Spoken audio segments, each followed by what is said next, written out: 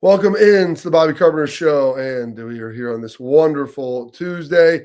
Normally we're joined by Bill Bender on Tuesday. He's going to join us later in the week. He's down in Charlotte at the ACC Media Days. The Big Ten Media Days Schlegs are going on down in Las Vegas right now. So you've got Ryan Day, Jeremiah Smith, Caleb Downs, and Sonny Styles that are there. I would suspect that would be the guy. Yeah, I would think that those are the three guys they had. And, without a quarterback, you wonder, like, JJ's a sophomore. Usually you take juniors or seniors, but obviously one of the better players that you're going to find anywhere in college football. Caleb and Sonny kind of the leaders of that defense. But it's interesting, Sonny being the only senior of that group to do it. And the Big Ten, I think they limit you at 3. The Big 12 strikes, like their teams had 6 guys. You could take as many as you wanted, which take them all. In reality, you probably would like to have taken a Carson Hinsman or maybe an Austin Sareveld or someone like that, who's a veteran guy on the offensive line. I understand why they took the guys that they wanted to, and those are the people I think that a lot of people want to hear from, especially with JJ, Caleb, and Sonny. And so they're rolling along with that. And then with that, Schlegs, they a lot of news. You loved, like, Tony Petitti took the mic, which everybody's waiting to hear a lot out of him. Yeah, I was thinking on starting with the rankings, but I just stumbled into this little nugget that you put in there about some comments, about Michigan. And it's Say it ain't so, Tony. I mean, he has my first name. He does. Maybe you should start going by Tony more than Anthony. Your dad called you Freddie, but side nugget, my dad, who was pissing in a cup because he broke his femur. Yeah, how's that going? How's his recovery going? He had surgery. They put a rod in his leg, and he's like, "Yeah, my knee's fine because it's metal." And my femur. Now he's been on oxygen, Bob. I mean, he's 80 years old. Wait, why is he on oxygen? Is he in space? No, he can't. Like, he's having a hard time breathing. And I'm like, Dad, we got to get this fixed. We got to get in the weeds and figure this out. And I truly believe it's something. It's a blood thing, because there's not enough hemoglobin and oxygen in his blood. And I'm like, well, that's probably the cause of this. Let's get some doctors. And because of the femur break, he finally found this blood doctor. It's like, listen, I want you to be a patient of mine. So I'm like, great. I mean, so my dad has a lot of good things going on. Besides the fact that he broke his femur, maybe we can get this oxygen level figured out. And he's got a Dallas street dog named Frankie that he can go home to. That's good. That's pretty remarkable. He's got a lot going on there. It's like, he does got a lot going on. So Tony Petitti, tell me, what did he say, Bob? What did he say? What's that nugget? Pull this up here. This was on 11 Warriors. Apparently wrote a letter. The NCAA on infractions, recommending no new penalties for Michigan's sign stealing scandal, which was uncovered during the 2023 season. According to a report from ESPN's Dan Wetzel, sources familiar with the case said the letter was read at the Wolverines' 2-day infractions committee hearing in June. Petitti himself did not attend the hearing because he was reportedly recovering from hip replacement surgery, Schleich. So, yeah, his hip. In the letter, Petitti argued that the Big Ten's 3-game suspension of then head coach Jim Harbaugh, including the Michigan-Ohio State matchup, constituted appropriate and sufficient punishment for the violation tied to the former staffer Connor Stallions. Your thoughts, Schleich? I think that's asinine. I mean, there's way more into what transpired in there, what happened in the building, people on your staff, the things that they did. I think it's a bad. I turned my Doomajink off. I think it's a bad look for Tony Petitti. If you have the NCAA infraction, if they are the governing body, and that's what you say they are. Like, we all signed up for that, and they're doing an investigation. Let it play itself out. I don't know what you writing the letter to say that this is. Maybe he has all the information, and maybe it's one.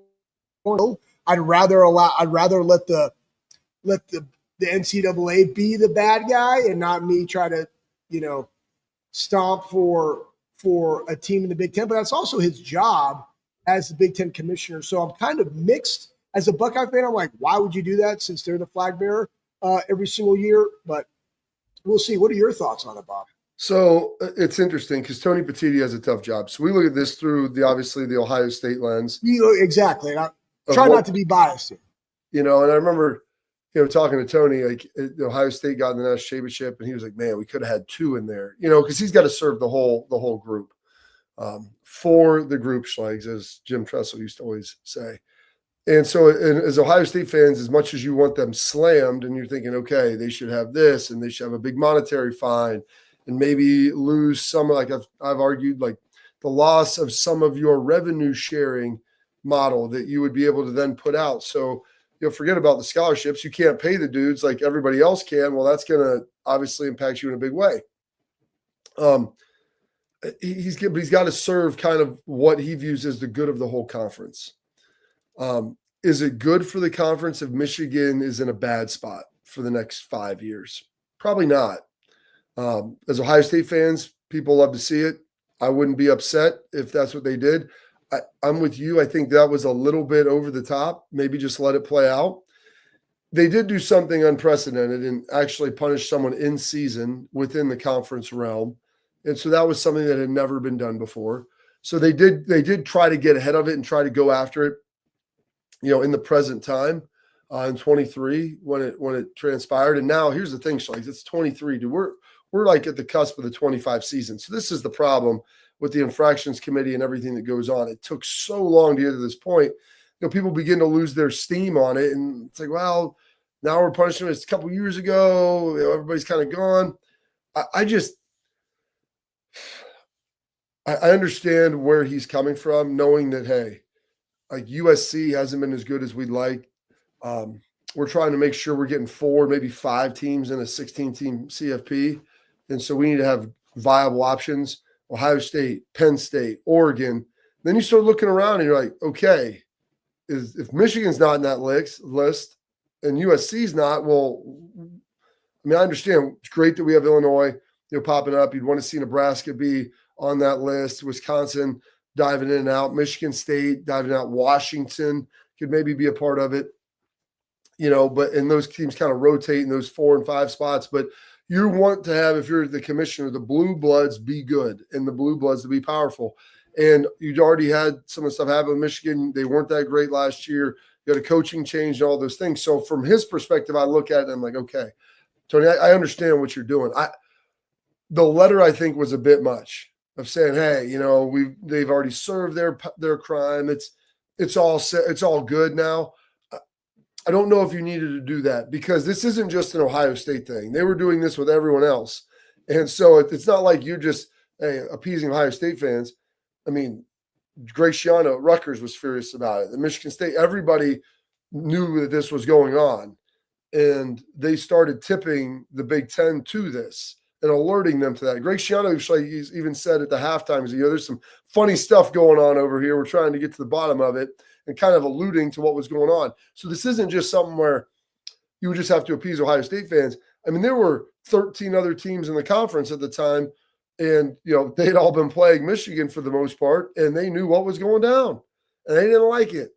And so he has to try to balance, the upon the conduct of the few will determine the fate of us all. Like, how strong do you really want the conference? And having a strong conference is going to be having Michigan be good.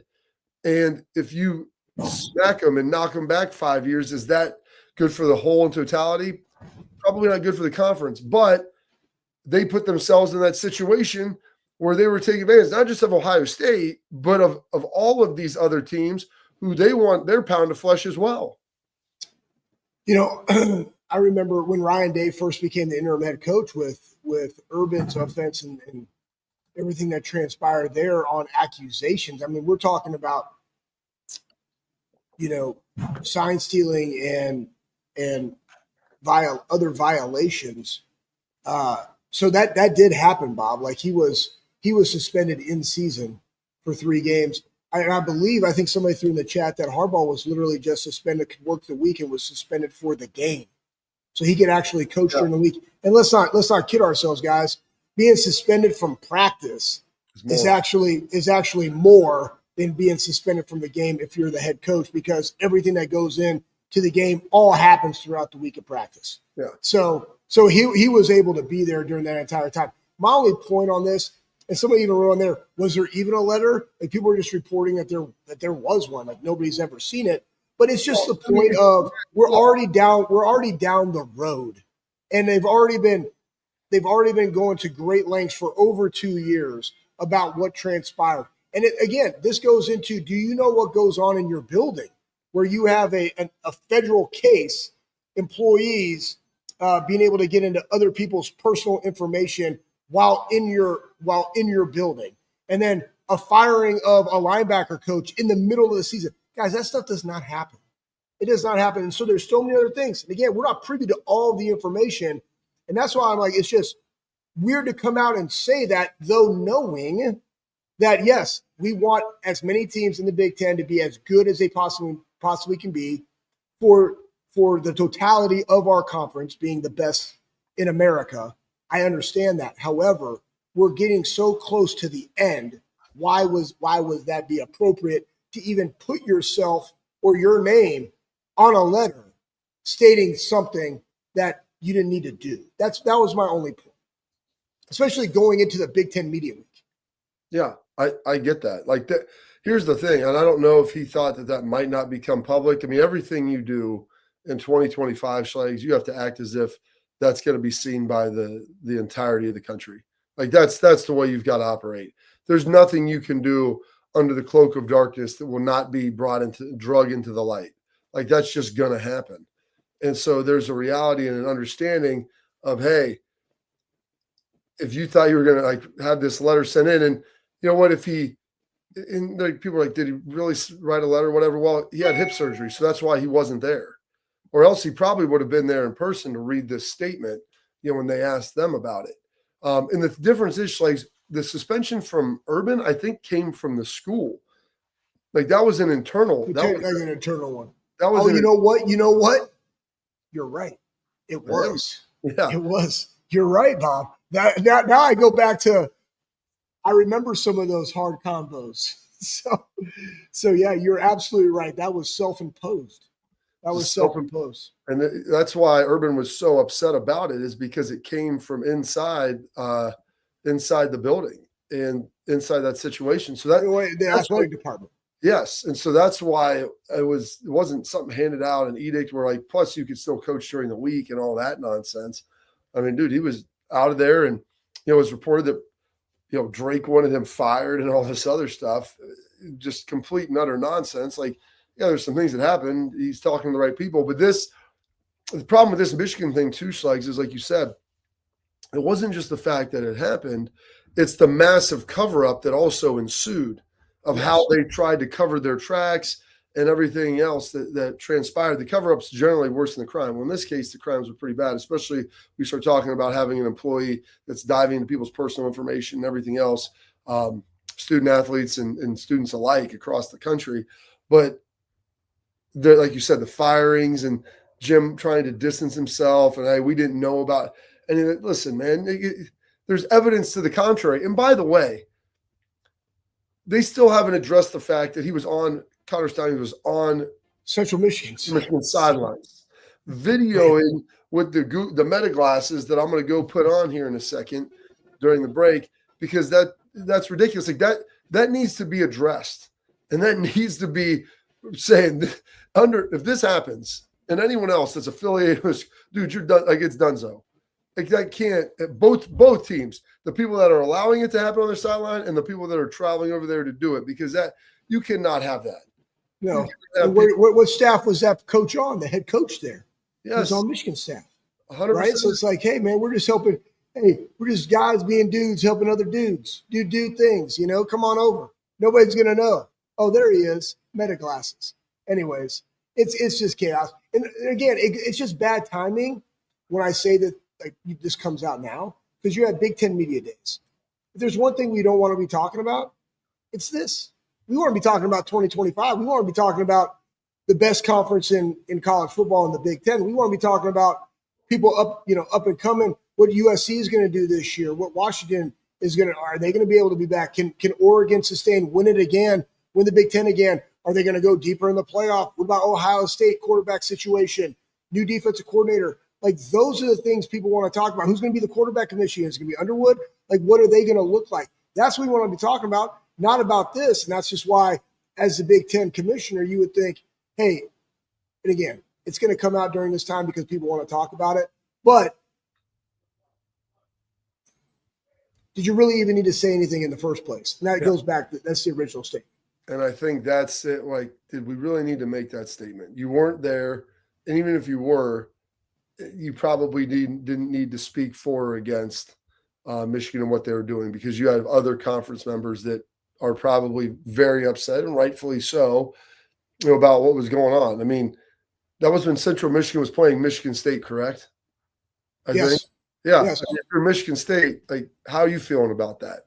There's a dude that was on the sideline with video recording equipment, filming our stuff, and now it's like poof, David Copperfield, like 3 games. I mean, that needs to be addressed. That needs to talk about. Like, there are certain things that are within the realm of competitive advantage that should not be occurring anymore. It's no different if they found like some Central Michigan filming their coach. Like, they don't do that stuff. So, all right.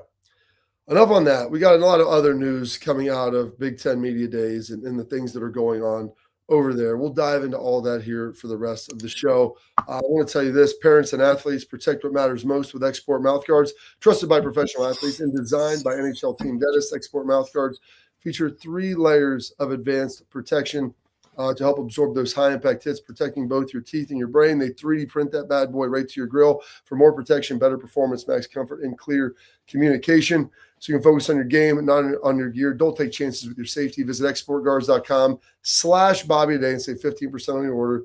Export, protect what matters most. More of the Bobby Carpenter Show coming up next.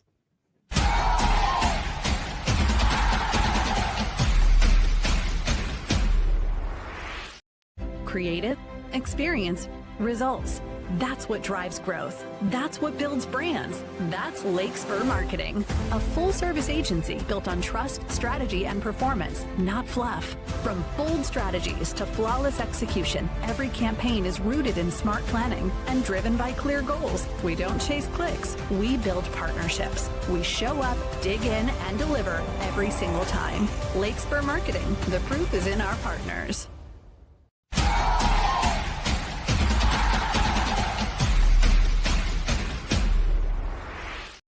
Welcome back to the Bobby Carpenter Show. And I mean, I'm not a very sensitive guy, but I mean, I do take umbrage with our guy Mike Ferguson in the chat saying it looked like I slept in a truck bed last night. I mean, Mike, you guys don't be knowing our lives, Mike. Mike, our lives are chaos, bro. Listen, I got a fresh shower this morning. I haven't worked out yet today.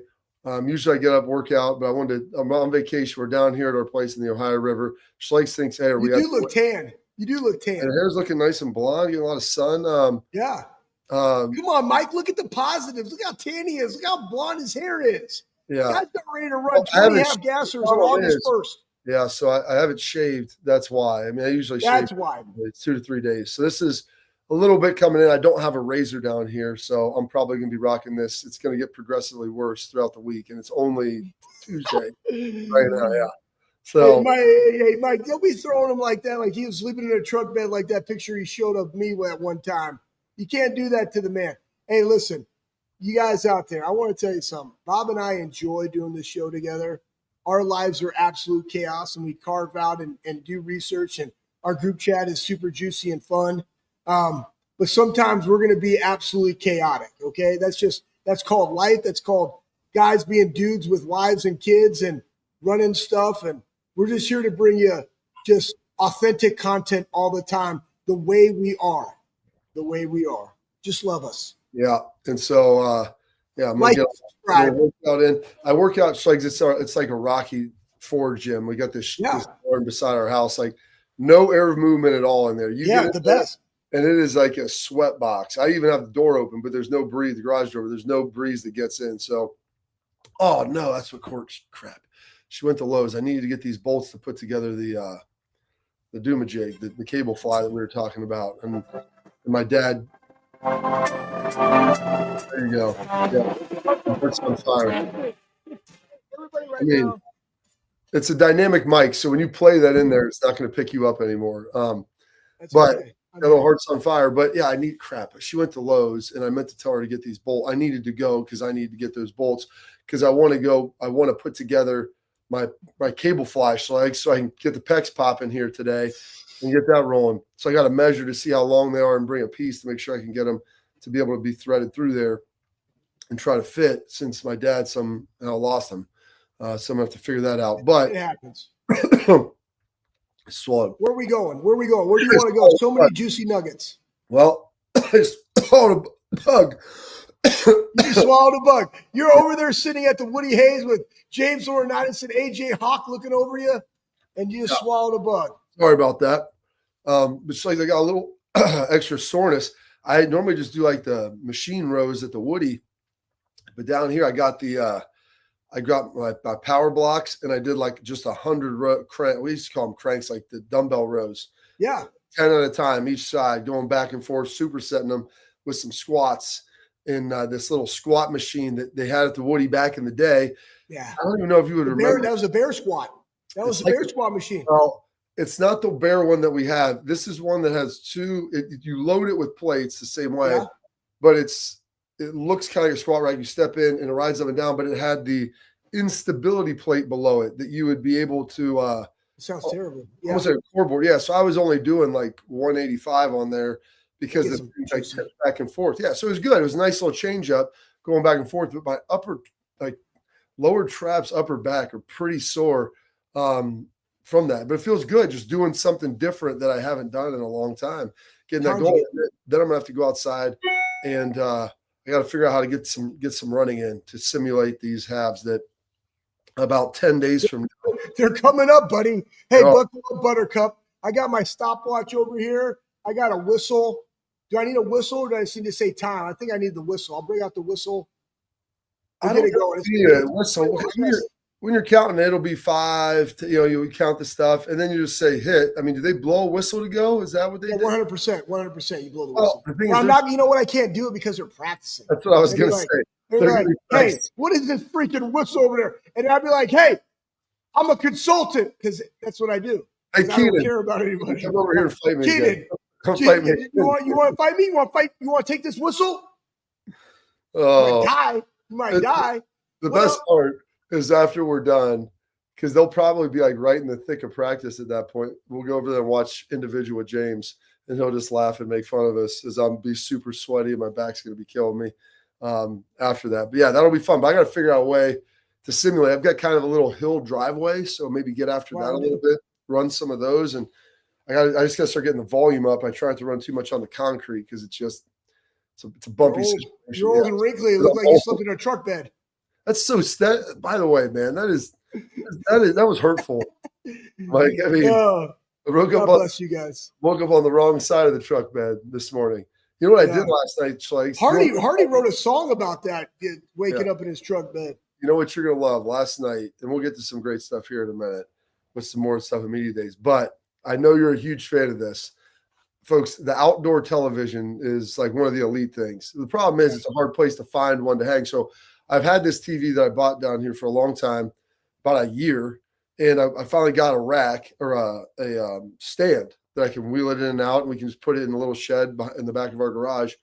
We got 65-inch Amazon Fire TV. I bought on Prime Day last year. Been waiting for it. Yeah, and so I finally got this stand that I got on Prime Day this year that was on sale. You can wheel it in and out. I couldn't get my sound bar to work with it, but I did get it to come into my other Amazon speakers. But last night, got a fire going, and one of my buddies loves Magua. He has a shirt that we got him, and I watched Last of the Mohicans last night, outside with RJ. Yeah, I'm so jealous. How about outside with a fire? Yeah, on the river. On the river, dude. Watching Last of the Mohicans. That sounds epic. I need to do that. I need to look into how I can make that happen for myself. Yeah, I'll get you. I'll show you the stand that I got. It's great. It's got some wheels, a little thing, put a little sound bar under it. Because people don't realize with speakers, the flat screens, the speakers are on the back and they echo off the wall. So if it's not against anything, it has a real hard time getting loud for you outside. And so you get a little sound bar for like $60-$80. I think I got mine. Boom, throw the sound in your face.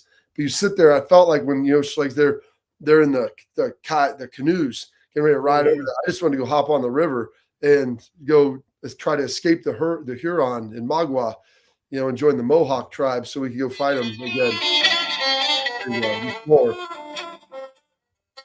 Yeah, man. Hey, listen, when I want to, sometimes, guys, just so you guys know a little bit about us as we just talked to you randomly, there will be days where I literally will just work out for 45 minutes to that song.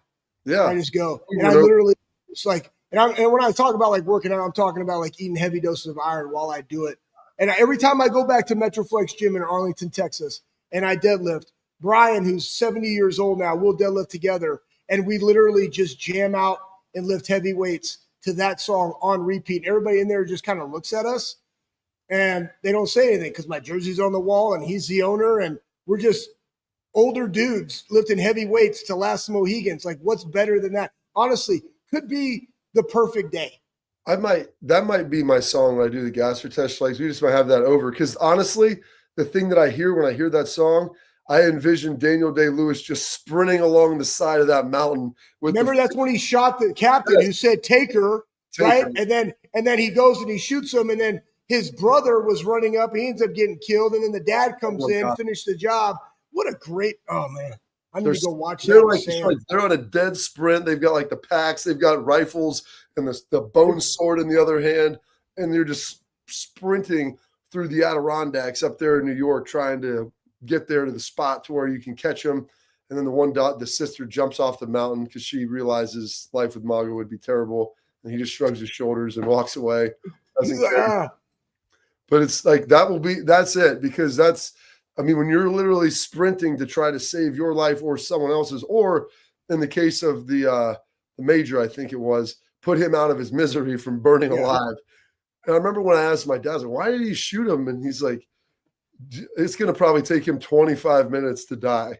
I would rather just take one right to the head. And by the way, Schlegs, how about the sniper that he was with that muzzle loader, dude? Just boom, boom, running. Probably was a Hawken. I think it was a Hawken muzzle loader, if I'm not mistaken. Pretty remarkable. And then the other great part is when he's running along, I don't know if it's his brother or him, where he has the double muzzle loader, two dudes. That was him.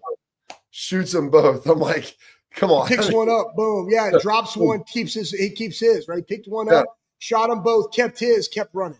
Yeah, because it's loaded and ready to go. So, Buckeyes, we got some news, though, coming here with lawsuits, NCAA, Terrelle Pryor, and some of the stuff that's going on with him. Maybe trying to pick up a little cash. We'll give you all the details on that. But first, I want to tell you about our friends over at Backer, the premium Buckeye brand for premium Buckeye fans. They found it to make the best quality fan gear you can find. The wind gear, the cold gear, the rain gear, it's all elite. It's got all the features you're looking for. It's going to take care of you. We're right on the cusp of the season. That windbreaker is going to come in handy in September. You're going to need the cold gear later in the year, and rain gear all the time. Always be gas station ready.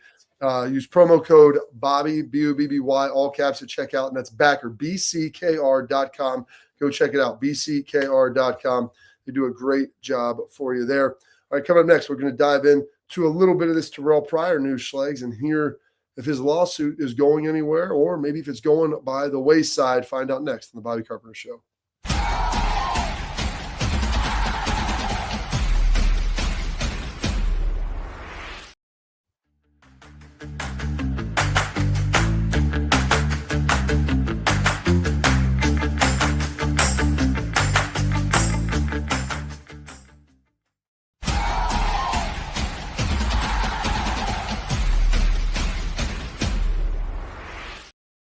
Hi, Schlegs. So former Ohio State quarterback Terrelle Pryor filed a lawsuit against Ohio State, the Big Ten, the NCAA. Pryor was seeking compensation for name, image, and likeness from his college career. A report via The Athletic says his lawsuit was dismissed because Ohio State is covered by sovereign immunity.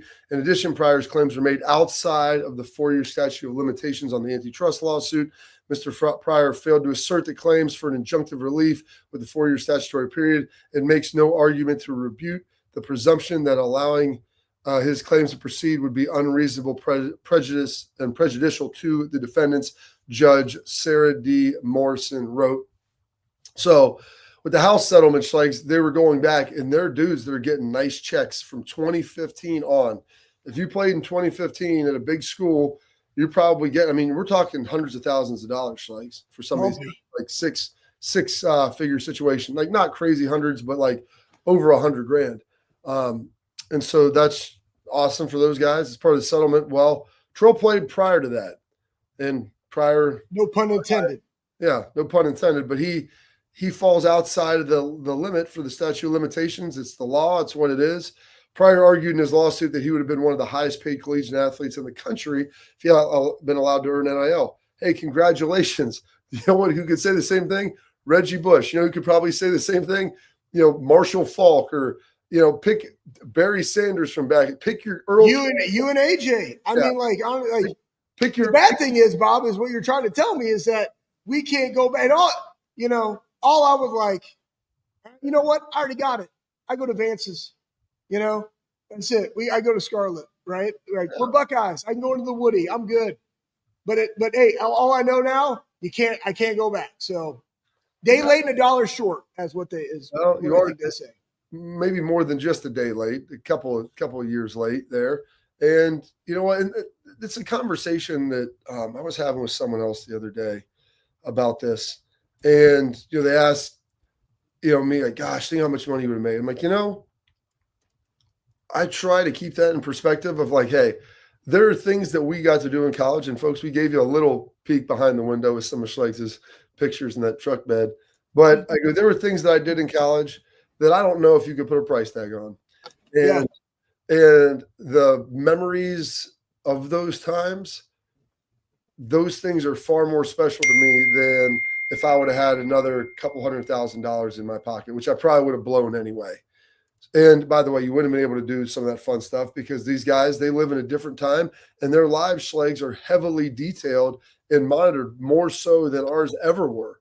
Oh, yeah. So, oh, my gosh. Could you imagine? Could you imagine, Bob, if we had the phones with the cameras on them back then? It would have been a nightmare. I remember my final when James and Hart were seniors and coming back and hanging out with those guys a little bit, and people were starting to film stuff in the bar when we would go out. And I'm like, this doesn't seem very good. But that was before Twitter. Like, there wasn't like a vehicle that you could just instantly shoot it and everybody would see it across the country, across the world. So there wasn't those vehicles. But I try to say, like, I'd be nice to have a couple $100,000. I'm not being wrong with that, but I wouldn't trade that for the opportunities and experiences and memories we had. And then I also try to say part and parcel with that,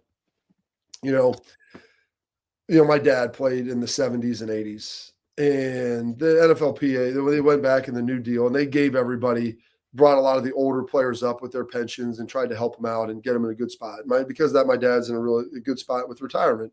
And I'm glad that they did that. And that's what those guys deserved. But people would always tell my dad, like, man, like, think of all the money these guys are making now. That could have been you and this and that. And he always would say, he's like, that's great for them. Like, I'm not going to be bitter about it. They're like, you guys had lockouts and strikes and all this stuff. He's like, yeah, that's all part of it. And the game's in a great place right now. And I'm happy for those guys. Comparison, Schlegs, is the thief of joy. And so by you sitting there comparing your life, if I would have had this, I would have had that, or we didn't get this when we played. And like, you like to bring it up and make jokes about it and the grievance police, but man, I'm not gonna live on that. Like, I'm not gonna live like this. Go back and like, man, I'm gonna go back and try to get some money now from that. No, we had our time. Our time was done. It's over. It's on to the next guys. The circus doesn't stay in town forever, as Bill Parcells would always tell us. And just, dude, when the big top tent moves, sometimes you ain't moving with it. And that's going to move on and be happy for the situation you had. We had a great college experience, man. A lot of great opportunities, a lot of good things happened in the NFL, just like my dad had. And so he wasn't going to sit there and say, man, I wish I was making $20 million like these guys make today. Yeah, it'd be nice, but man, like, you're going to sit there and just live in that place. You're going to be living in a pile of misery, and like, that's going to stink. And so, like, who wants to sit there and live on just the what ifs and what you should have got that you didn't, and all these other things, man? Like, that's not life. It's not reality. Get busy living or get busy dying, man. We LIVIN. You know what I mean? Buckeyes. 100%. That's it. And so, dude, you turn the page, like Bob Seger said, and you go on to the next, man. Keep going. All alone that Lonesome Highway east of Omaha, Schlegs, listen to those engines roar. But I just pull that up right here on my playlist. Absolutely. I like it, man. We're just jamming all the good stuff today, man. All the references are out there. And by the way, in the group chat, I love you guys. You guys are amazing. Oh, okay. That's all I got. That's all I got. That's all I got. No, I don't know how to put a period at the end of stuff. Period and dot. Hey, awesome time like that. Here we go. We got some news for you coming out. Speaking of contracts, some good news for a Buckeye running back getting his deal done and how that's going to look with the New England Patriots. Give you the details coming up next.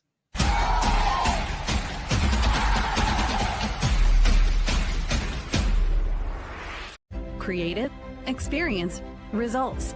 That's what drives growth. That's what builds brands. That's Lakespur Marketing, a full-service agency built on trust, strategy, and performance, not fluff. From bold strategies to flawless execution, every campaign is rooted in smart planning and driven by clear goals. We don't chase clicks. We build partnerships. We show up, dig in, and deliver every single time. Lakespur Marketing. The proof is in our partners.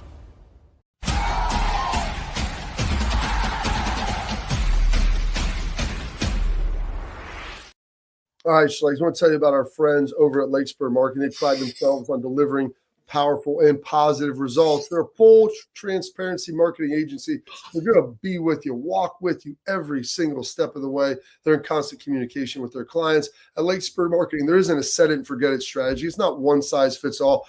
Their tactics are going to be customized to your needs within your industry.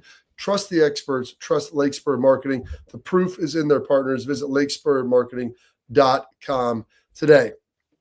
Trevon Henderson, got him on the show. One of the great guys you're going to find, and watching his, for lack of a better term, his metamorphosis at Ohio State was nothing short of remarkable, and gets drafted in the second round by the New England Patriots. And awesome to see, as per Adam Schefter reporting, signed a 4-year deal worth just over $11 million. Fully guaranteed. Includes about 4.74 in signing bonus. He's the 18th player from the second round to sign this quick 2-day window. And he was only the 5th to secure a fully guaranteed contract. The 4 players drafted ahead of him to receive similar terms were Browns linebacker Carl Schweisinger, Houston wide receiver Jaden Higgins, Seattle's safety Nick Anamoria. I didn't butcher this. Onomatopoeia. Of course. And then Miami Dolphins guard Josh Ciavia. So it's awesome to see that. Am I sitting here like saying, hey, I got a similar deal like that. I was the 18th pick in the draft 20 years ago. Mine wasn't fully guaranteed. Bonus money was a little more. But I'm so happy for Trey. That's $11 million that he's going to get. And I always will tell people, money and power only make you more of what you already are. And thankfully for Trey, he is in a great spot right now. He's a great human being, and he's a guy that is going to want to live up to every dollar of that guaranteed deal. That will only encourage him and incentivize him to work harder. Some guys, Schlegs, you get the guaranteed deal. Hey, you throw your feet up on the couch. Hey, it's going to be here. Maybe I don't work as hard, but that will not be the case for one Trevon Henderson. Well, I'll put in when you are okay. Mike Vrabel's the head football coach. They're looking at all the variables with Trevon. They're talking to all the people that have known him before, what type of person that he is currently as he walks in the building as a New England Patriot. They're like, this is a bona fide dude. We know exactly where he fits. He's somebody that we can build a franchise around, along with the starting offensive lineman that they got from LSU that they speak very highly of, who has the same type of mentality that Trey does, that we over me team mentality that Braves wants to bring back to the Patriots. You're like, yeah, I feel good about giving this guy guaranteed money. Here's the other thing. This bodes so well for the value proposition that is Ohio State football, more than anything else. It is the fact that, look at this guy, highly recruited, played here, split time with a guy that we talked to him. We had dialogue and said, do you want to bring this guy in? Through competitive excellence, this guy is like, bring whoever you want in. Let's make it happen. It's for the betterment of the team. Let's go. Best duo running back in college football. Guy gets drafted in the second round. and walks away with a guaranteed. You're like, okay, well, now we're going to bring a guy in. Oh, I got to go to greener pastures. They might give me a little bit more in NIL money. Are you going to get that? And I didn't get the wear and tear on my body of having to be the premier back. But you go to the premier school, and in year one, you're walking away with guaranteed money. And if you would have transferred new strength staff, new coaching staff, new offense, new competition, all of those things, total variables that you don't know. Oh, I'm going to bet on me. Are you going to get that? And you bet on you by being here and being developed. Coach Locke, way to go. Competitive excellence, way to go. Ryan Day, way to go. This just sells the value proposition of Ohio State and what they want to be about as they go through this NIL process of how they divvy out the cash that they have. Oh my gosh, Legs! I've got a nugget for you that Pat just sent over. We're going to get to this. We got any questions in tailgate talk? Throw them out there. We've got that coming up next. And he sent you a nugget outside of me. You might be there. We're going to pull it up. Hey, Pat, get the picture ready. We got that coming up next here on the Bobby Carpenter Show.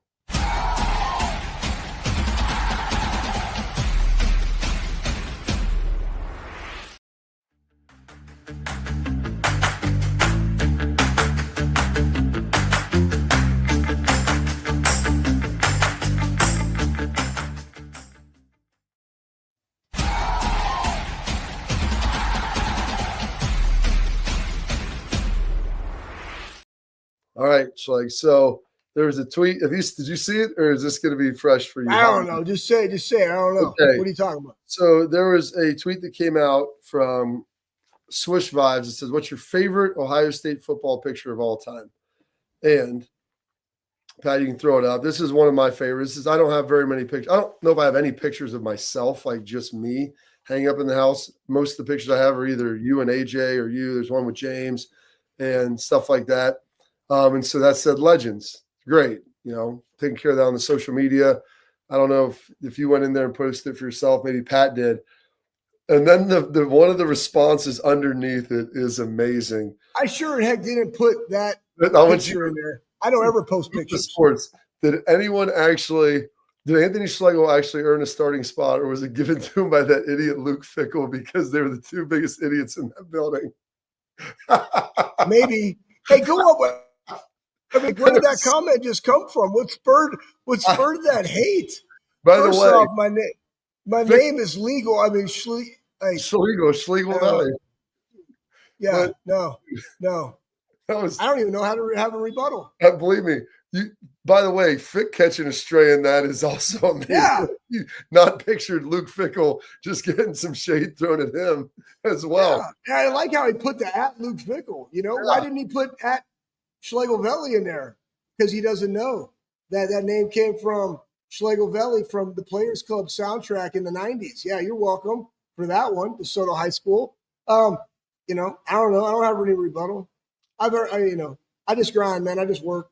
But it's just so amazing that I like to see why I'm an idiot. That's 20. I don't think I'm an idiot. Well, I don't know why you would think Fick is an idiot, dude. Fick took Cincinnati. Like, they've shown a little Wisconsin, but dude, he took Cincinnati to a CFP berth. I mean, come on, put some respect on the guy's name. Pat, that was me. Pat, the way to go. You threw that out there, just try to light some fire. I appreciate that you guys like that one. Thanks, Pat. Yeah, it's a great comment. You know what? Hey, guess what? It doesn't offend me. Hey, if you think I'm a bit, it doesn't offend me. I probably am. You're like AJ Hawk. I choose not to be offended. I don't. Offense is a choice. I want to choose not to be offended by that ridiculous comment. All I know is people are messy. I'm messy.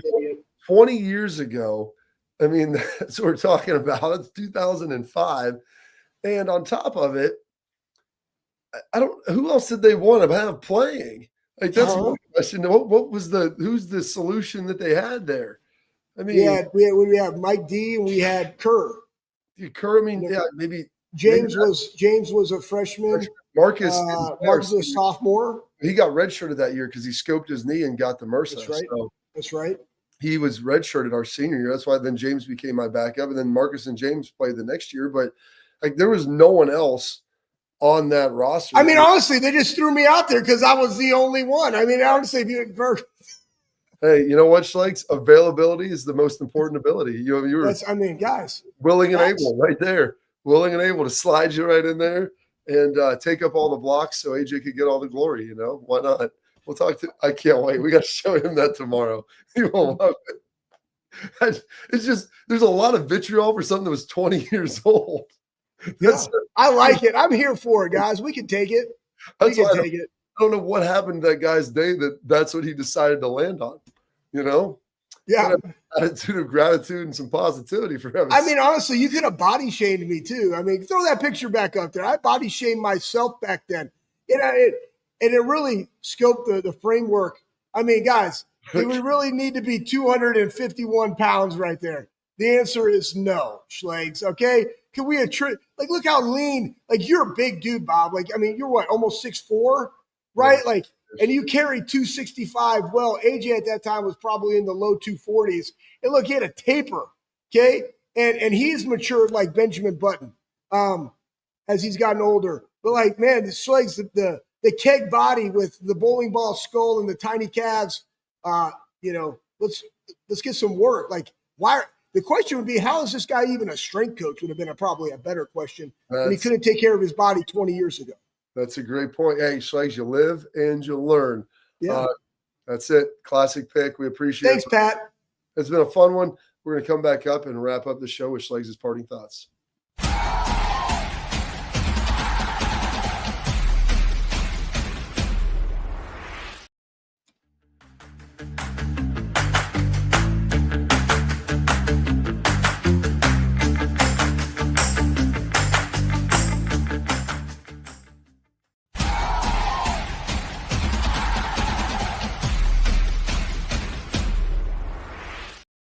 All right, Schlegs, final thoughts on this. What is it, July 22nd? I was going to do something else, but I hope you guys were able to watch Will Kazmarek's interview. And because I was speaking yesterday, Coach Peterson is with a financial group, and I was speaking to him. The question was, how does a team with such competitive excellence, how are guys in that room able to cheer for each other while they also strain to earn the job? And it was the relationship. It was about how they care. They do life with each other. And as you continue to push each other to be the best version of themselves, you're also making yourself the best version of yourself. And that's what's going to set up Will. That's what's going to set up team. I'm really excited how this team plays out. Can't wait for camp and week 1 versus Texas. Oh, going to be a lot of fun, folks. Stay locked in here. Stay tuned. We'll give you more information. Ohio State, they're all talking today at Big Ten Media Days, so we'll have all the nuggets. It's in Vegas from 1 to 8 because obviously it's a couple hours behind back there, so we'll give you some more of the information and updates coming at you here the rest of this week. Stay locked in here on the Bobby Carpenter Show.